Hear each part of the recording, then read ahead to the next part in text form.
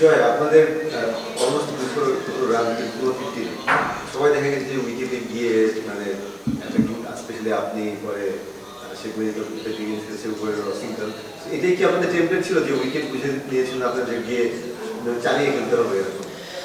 না আসলে আমি যখন ব্যাটিংয়ে যাই তখন আমার কাছে মনে হয়েছিল যে খুব ভালো উইকেট মারলে হয়তো বা লাগবে, সো আমি ট্রাই করছি যে খারাপ বল পেলে আর কি শর্টসগুলো খেলার হয়ে গেছে আর কি। জয়, আপনার নিজের স্পেশালি ব্যাটিংটা নিয়ে যদি একটু বলতেন, আপনি সেঞ্চুরিতে 150 বেশি স্ট্রাইক রেট ছিল, অনেক রান করেন, হাইয়েস্ট রান রেটার ছিলেন। আজকেও যে ইনিংসটা খেললেন, দুটো শর্ট স্পেশালি মানে দুটো ছক্কা, ওই মানে সব মিলে আপনি মানে টি-20তে নিজেকে একটু ইভলভ করার চেষ্টা করছেন বা নিজেকে একটু নতুন করে খুঁজে পাওয়ার বিষয় আছে? চেষ্টা তো থাকবে অ্যাজ এ প্রফেশনাল ক্রিকেটার হিসেবে। Gold's Gym across 30 plus countries. With over 700 plus locations worldwide. Train anywhere, belong everywhere. চেষ্টা তো থাকবেই আমি সব জায়গায় খেলার। So, এখন বিপিএল হচ্ছে, বিপিএলে চেষ্টা করতেছি যে ভালো করার। অ্যাটাকিং ক্রিকেটটা নিয়ে কি স্পেশালি কাজ করেন না যখন প্র্যাকটিসে বা? না তেমন কোনো স্পেসিফিক তো কাজ করা হয় মাঝে মধ্যে, বাট ওই এনসিএল টি20তে খুব ভালো গেছে, ওই ফ্লোটা আমি চেষ্টা করেছি ধরে রাখার। ওকে, থ্যাংক ইউ। আপনি আসার প্রেস কনফারেন্সে আসার সময় রমেশ রাজা আপনার ব্যাটিং এর খুব প্রশংসা করছিলেন লিফটে। তো এই এত ভালো খেলার পরেও যে একটা মাইলস্টোন 50 রানের মিস করার আক্ষেপটা কিছুটা কাজ করে না? হ্যাঁ অবশ্যই, কারণ খুব ভালো উইকেট ছিল। যদি ইনিংসটা আরও বড় হতো আমার কাছেও ভালো হতো, আমার টিমের জন্য আরও ভালো হতো। দেখা গেলো স্কোরে 200+ রানও হয়ে যাওয়ার পসিবিলিটি ছিল আমি যদি আরও ক্যারি করতে পারতাম। রমেশ কি বলছেন? ওকে, থ্যাংক ইউ। সজল ভাই।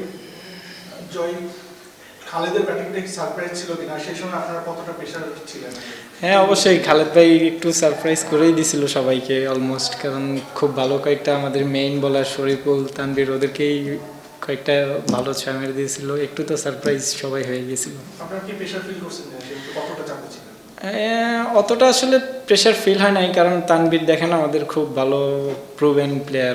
উনি লাস্ট কয়েক বছর ধরে বিপিএল একদম ভালো বলো টপ পারফরমেন্সের মধ্যে করছে। আমাদের বিশ্বাস ছিল যে উনি ডিপেন্ড করে ফেলবে, কারণ 26 রান অনেক। ওকে ভাইয়া। আপনি এবং দীপু টেস্ট সেটআপের একজন অংশ ছিলেন। দীপুকে নোয়াখালী খেলাচ্ছে না, চট্টগ্রামের মালিকানা বদল হয়েছে। যদি মালিকানা বদল হতো আপনার মনেও কি এই জিনিসটা থাকতো যে আমাকেও সব ম্যাচ নাও খেলাতে পারে? না, আমার মনে তেমন কিছু ছিল না, কারণ আমি লাস্ট এনসিএল টি20তে ভালো খেলছি। সো আমি বলবো যে আমার কনফিডেন্ট ছিলাম যে যেখানেই খেলি, যেই ম্যানেজমেন্টেই থাকুক, আমি ম্যাচ খেলবো, ভালো করার চেষ্টা করবো। হ্যাঁ অবশ্যই, দিনে খেলতে পেরে একটু সুবিধা হচ্ছে। লাস্ট কয়েক ম্যাচ 4-5-এ আমাকে প্ল্যান ছিল, তো আমাদের ওপেনাররা খুব ভালো খেলতেছিল, ব্যাটিং পাচ্ছিলাম না, তো এখন উপরে এসে একটু ব্যাটিংয়ের সুযোগ পাচ্ছি।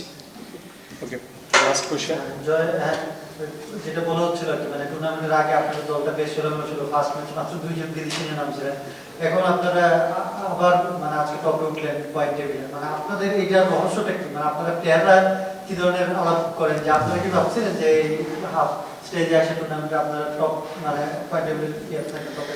না, ক্রিকেট আসলে এমন একটা গেম, দেখেন কথা আসলে এখানে কাজ করে না, মাঠের অ্যাকশনটা আসলে কাজ করে। যারা মাঠে ভালো পারফর্ম করে ওদেরকেই প্রায়োরিটি দিতে পারে। এবার আপনার প্লেয়ার নাম দিয়ে আসলে বলবো যে খেলা হয় না। যারা মাঠে 3 ঘন্টা ভালো পারফর্ম করে সব 3 ডিপার্টমেন্টে ওরাই আসলে ম্যাচ উইনার।